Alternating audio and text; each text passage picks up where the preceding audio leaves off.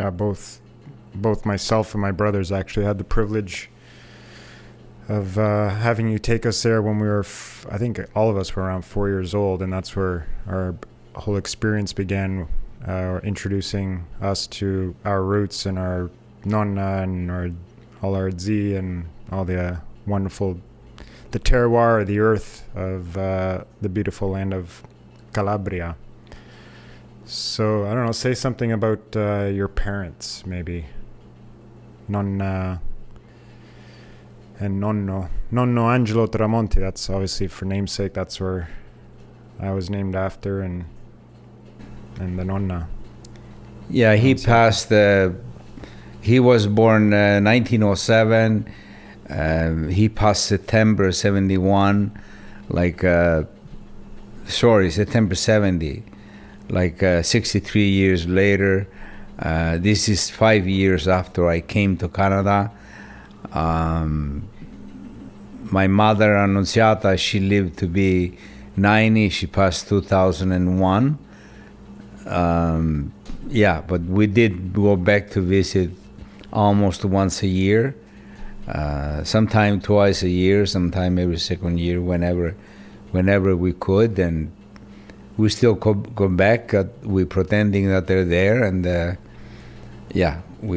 What did let's say? What did maybe one thing or two things that each of them taught you that has stuck with you or made you who you are today?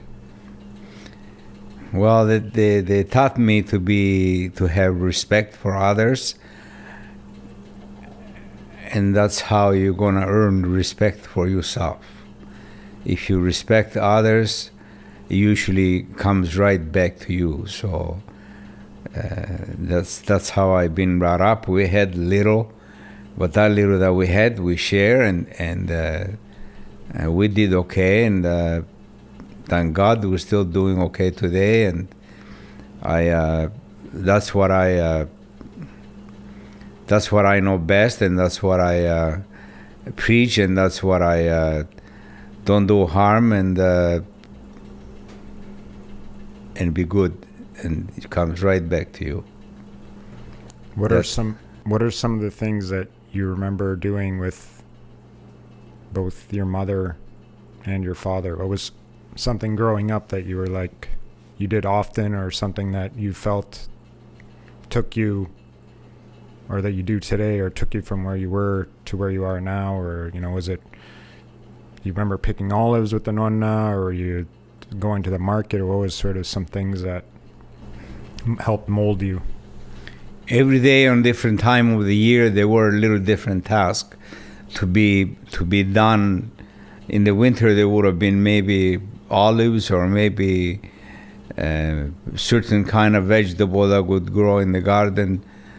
In the summer, in summer and fall, there would have been different things, like beans or other stuff. And my mother, she would put the little piñato, we call it in dialect. It's a little pot that you put beside the fire.